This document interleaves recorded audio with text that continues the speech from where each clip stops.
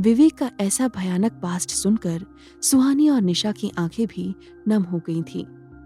कुछ देर तक वहां कोई कुछ भी नहीं कह पाता।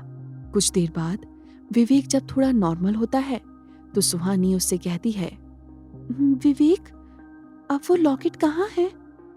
विवेक सुहानी को याद दिलाते हुए कहता है, "तुम्हें याद नहीं, जिस रात हम पहली बार उस विशिंग वेल के पास गए थे और उस साई ने तुम्हें पकड़ लिया था? तब मैंने वो लॉकेट उसकी तरफ फेंका था और तुम उससे आजाद हो गई थी। वो लॉकेट मेरी मम्मी का था। क्या था उस बॉक्स में जिस वजह से वो साया एक पल के लिए रुक गया था? क्या विवेक का अतीत सुहानी से जुड़ा हुआ है?" सारी बातें जानकर सुहानी फिर से शर्मिंदा हो जाती है। उसकी वजह से विवेक ने अपनी मम्मी का लॉकेट खुद से दूर कर दिया था। विवेक की बात खत्म होते ही निशा उससे कहती है, "और उस बॉक्स में क्या था?" सुहानी भी विवेक को सवालिया नजरों से देखती है। विवेक उस दिन को याद करते हुए कहता है, "मैं कुछ कंफर्म कह नहीं सकता, लेकिन शायद उसमें मिट्टी का एक कलश था जो काले रंग का था।" विवेक का जवाब सुनकर निशा कुछ सोचते हुए अपने मन में कहती है, "सुहानी को भी सपने में 3 कलश ही दिखते हैं जिनमें अस्थियां भरी होती हैं। कहीं ये कलश उनमें से ही एक तो नहीं है? सुहानी का पक्का इन सब से कोई ना कोई कनेक्शन जरूर है। कहीं ऐसा तो नहीं कि सुहानी ही मिस्टर सक्सेना की बेटी है?"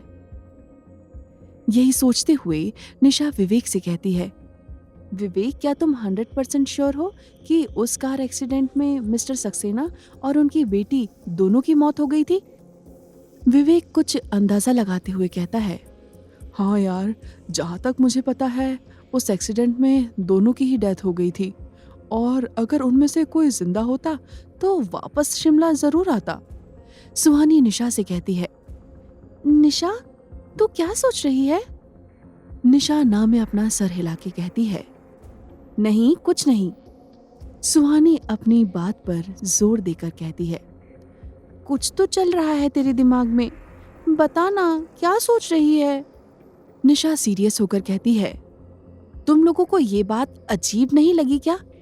पहले मिस्टर सक्सेना की वाइफ की डेथ हुई, फिर मिस्टर सक्सेना और उनकी बेटी की कार एक्सीडेंट में डेथ हुई, उसके बाद मिस्टर सक्सेना के पीए मतलब विवेक के मॉम डैड की डेथ हुई। ये सब एक ही टाइम में, क्या ये अजीब नहीं है?" ये सुनकर विवेक भी सोच में पड़ जाता है और कहता है, "हाँ यार, ये बात मेरे दिमाग में क्यों नहीं आई? अब तो ऐसा लग रहा है ये सब आपस में लिंक्ड है।" दूसरी तरफ इतने सारे फैक्ट्स एक साथ सुनकर सुहानी का सर घूम रहा था।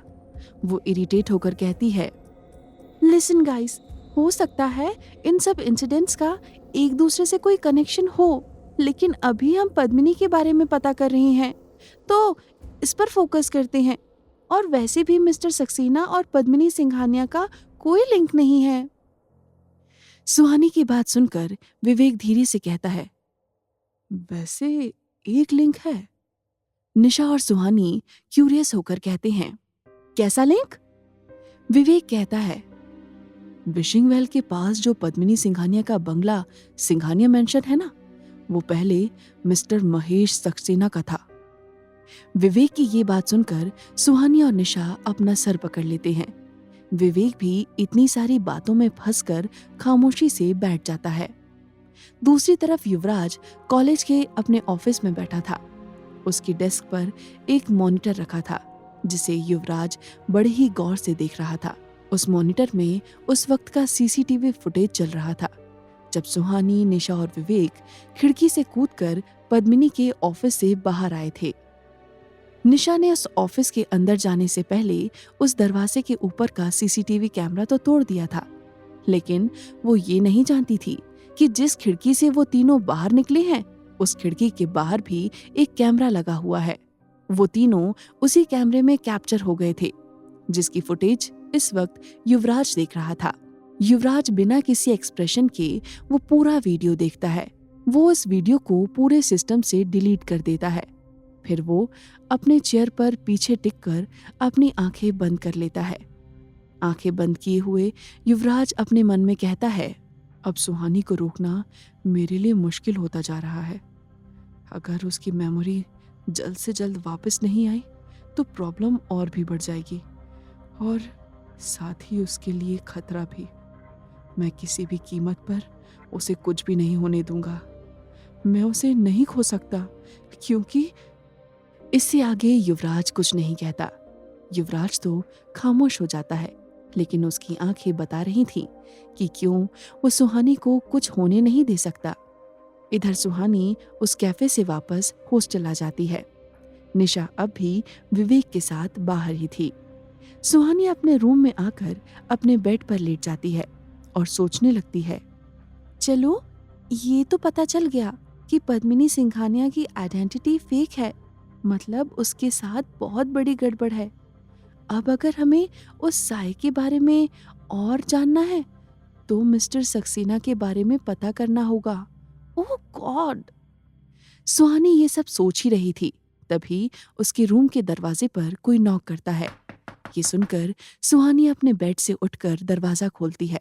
दरवाजे पर एक लड़की थी जो सुहानी से कहती है, सुहानी तुम्हारे लिए पार्सल आया है, बाहर डिलीवरी बॉय तुम्हारा वेट कर रहा है।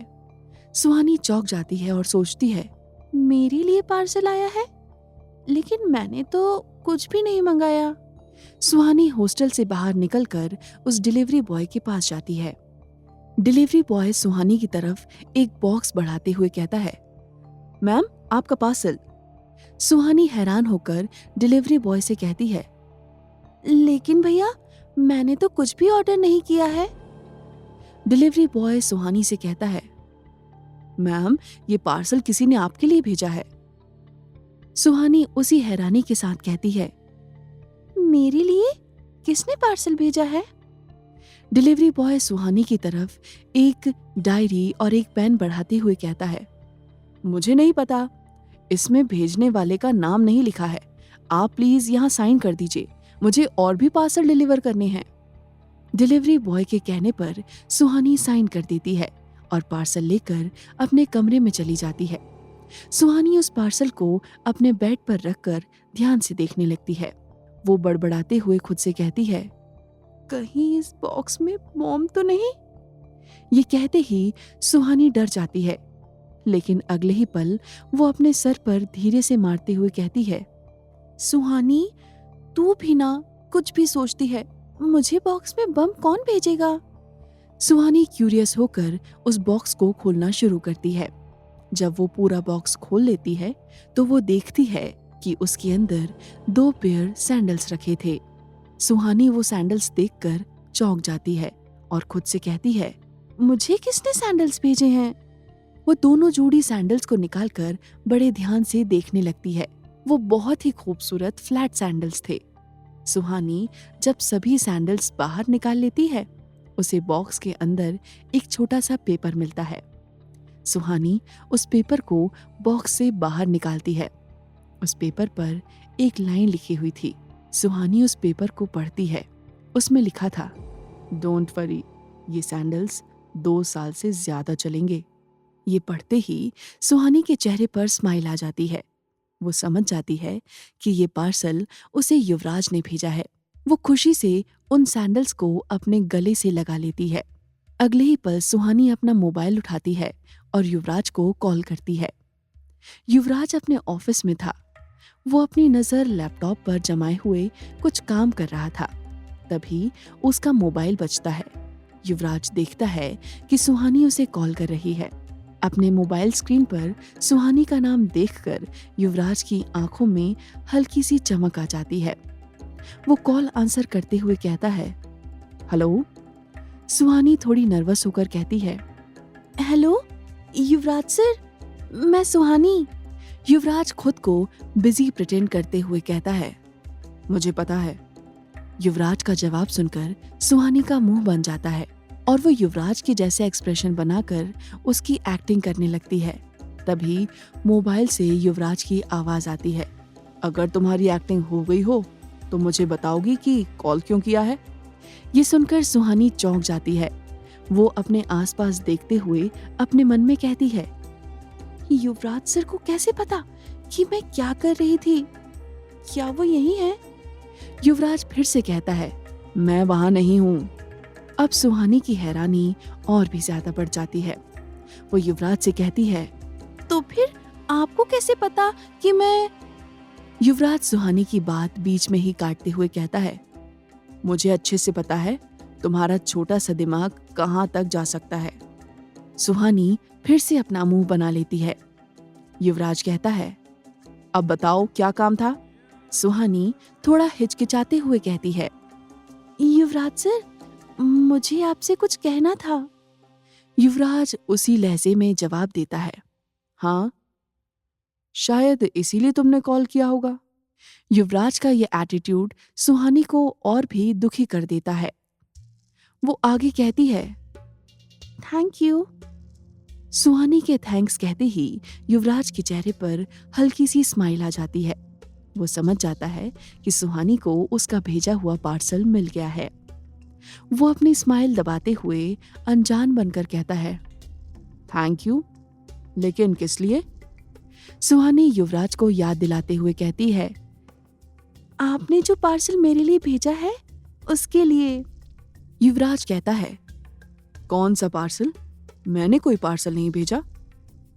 सुहानी युवराज को फिर से याद दिलाते हुए कहती है, युवराज सर, आपने ही तो मेरे लिए पार्सल भेजा था जिसमें सैंडल्स थे।